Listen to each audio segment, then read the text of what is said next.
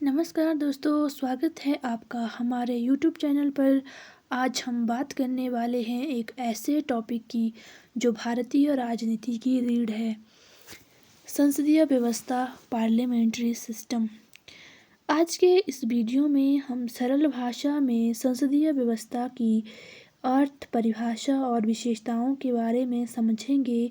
तो आइए शुरुआत करते हैं संसदीय व्यवस्था के सफ़र की और जानते हैं कि यह लोकतंत्र यानी डेमोक्रेसी का सबसे लोकप्रिय मॉडल क्यों माना जाता है। तो सबसे पहले बात करते हैं संसदीय व्यवस्था की। तो भारत का संविधान जो है वो केंद्र और राज्य दोनों में सरकार के संसदीय स्वरूप की व्यवस्था करता है। आर्टिकल 74 और 75 जो है वो केंद्र में और आर्टिकल 163 और 164 में राज्यों में संसदीय व्यवस्था का उपबंध करता है। और यदि हम भारतीय संदर्भ में देखें तो यह जो संसदीय प्रणाली है यह हमारी बहुलता के अनुरूप है। तो नेक्स्ट अब हम बात करते हैं संसदीय व्यवस्था के अर्थ की। समझने का प्रयास करेंगे कि संसदीय व्यवस्था का अर्थ क्या है। तो सरकार की संसदीय व्यवस्था जो है वह व्यवस्था होती है जिसमें कि कार्यपालिका जो है वो अपनी नीतियों एवं अपने कार्यों के लिए विधायिका या फिर विधानपालिका के प्रति उत्तरदायी होती है। और जो संसदीय शासन व्यवस्था है उसमें राष्ट्रपति या राजा जो है वो नाममात्र का मुखिया होता है और जो वास्तविक शक्तियाँ होती है वो प्रधानमंत्री के हाथों में होती है। और संसदीय सरकार में मंत्रिमंडल जो है वो अपने सभी कार्यों के लिए अपने समस्त कार्यों के लिए जो है वो विधानमंडल के प्रति उत्तरदायी होता है। और राज्यों का नाममात्र का जो मुखिया होता है वो किसी के प्रति भी उत्तरदायी नहीं होता है। और संसदीय सरकार या फिर संसदीय व्यवस्था को सबसे पहले जो है वो इंग्लैंड ने अपनाया था और आजकल जो है इंग्लैंड के साथ साथ Japan, Canada, Norway, Sweden, Bangladesh और भारत में भी इसे अपनाया गया है।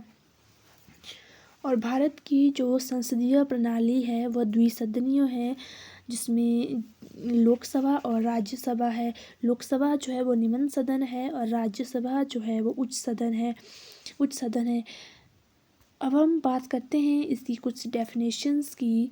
तो जी.बी. पोर्टर कहते हैं कि संसदीय शासन वह शासन प्रणाली है जिसमें कार्यपालिका विधायिका के विश्वास पर आधारित होती है और उसी के प्रति उत्तरदायी रहती है।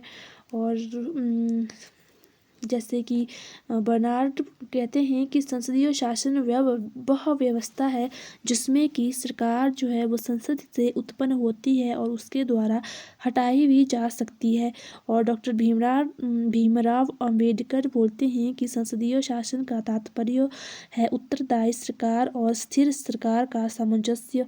ऐसी कुछ और भी परिभाषाएं हैं जैसे कि डॉक्टर गर्नर हो गया, गैटेल हो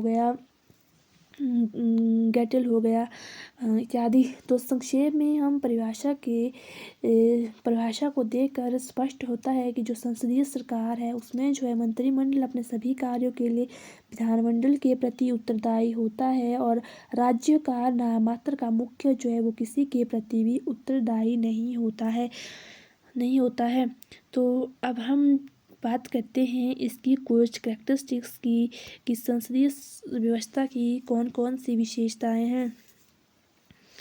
आपको बता दूं कि संसदीय सरकार को उत्तरदायी सरकार भी कहा जाता है। क्यों कहा जाता है इसको रिस्पॉन्सिबल गवर्नमेंट? तो क्योंकि इसमें जो है सरकार अपने सभी कार्यों के लिए उत्तरदायी होती है इसलिए इसको रिस्पॉन्सिबल गवर्नमेंट कहा जाता है। और दूसरा इसे कैबिनेट गवर्नमेंट भी कहा जाता है क्योंकि इसमें जो है कार्यपालिका की शक्तियां कैबिनेट के द्वारा प्रयोग की जाती है इसलिए इसको कैबिनेट सरकार कहते हैं। अब हम कुछ इसकी विशेषताओं पर चर्चा करते हैं। तो नंबर 1 है कार्यपालिका की द्वैत संरचना।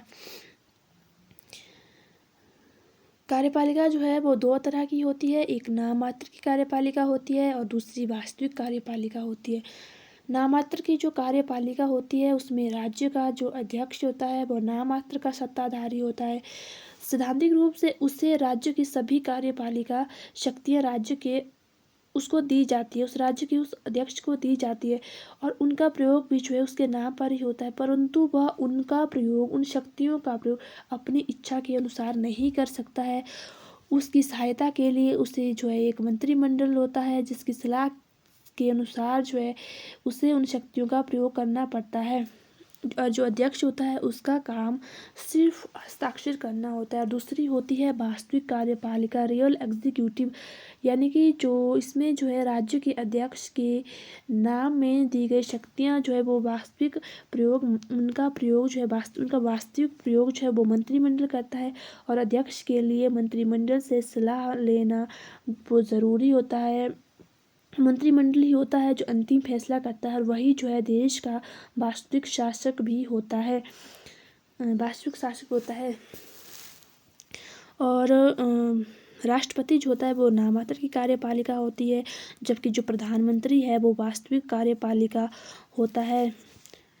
नेक्स्ट है कार्यपालिका का संसद से उद्भव, यानी कि संसदीय लोकतंत्र में क्या होता है कि कार्यपालिका का जन्म जो है वो संसद से होता है और वही जो है उसके प्रति उत्तरदायी रहती है।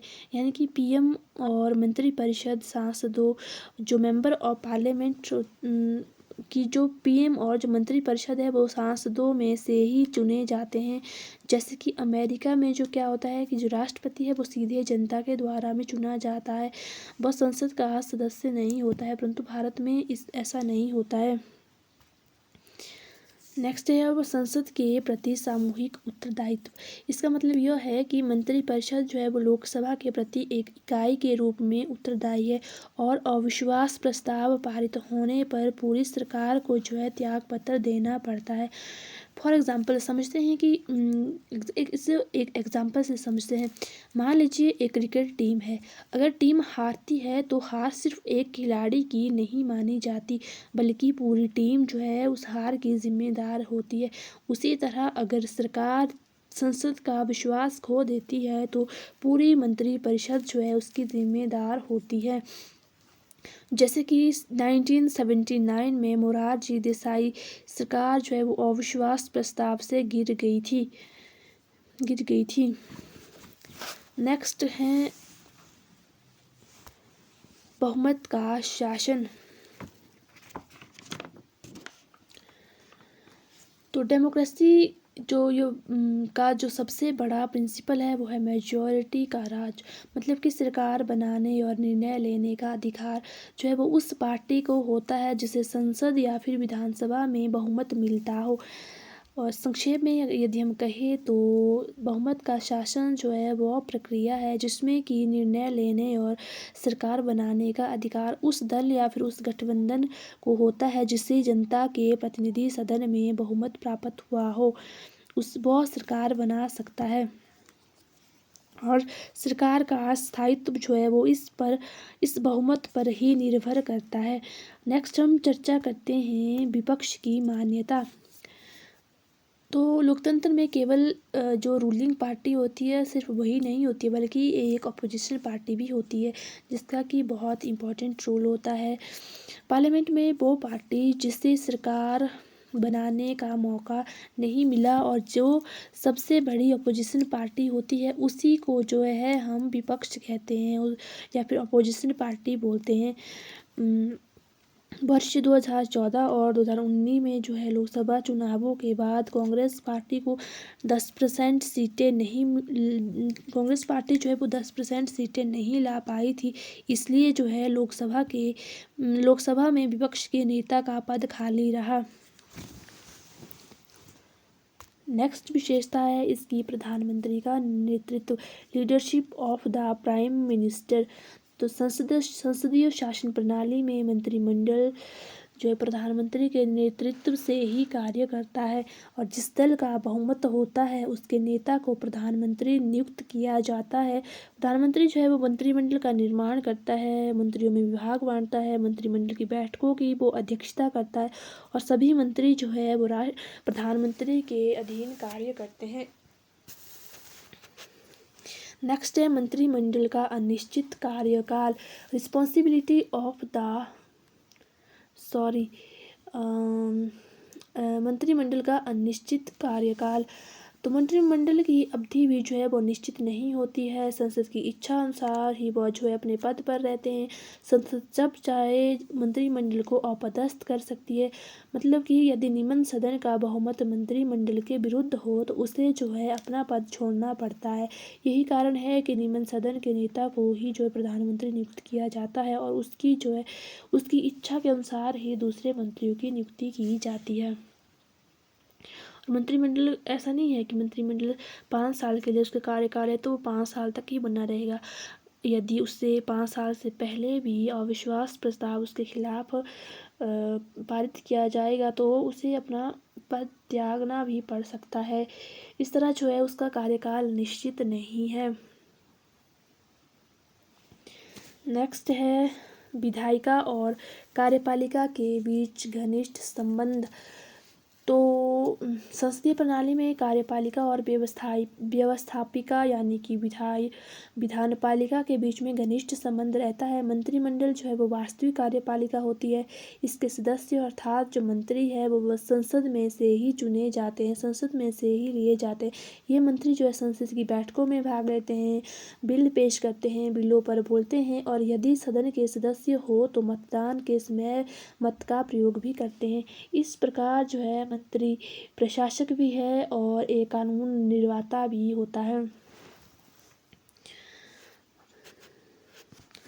तो दोस्तों आज हमने पार्लियामेंट्री सिस्टम के बारे में सीखा, इसकी अर्थ परिभाषा और इसकी विशेषताओं के बारे में जाना।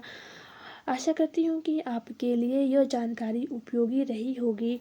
अगर वीडियो अच्छा लगा हो तो लाइक करें, चैनल को सब्सक्राइब करें, कमेंट में बताइए कि अगला टॉपिक किस पर आधारित किस पर चाहिए। और वीडियो को देखने के लिए बहुत बहुत धन्यवाद। मिलते हैं नेक्स्ट वीडियो में, तब तक के लिए धन्यवाद। Thank you.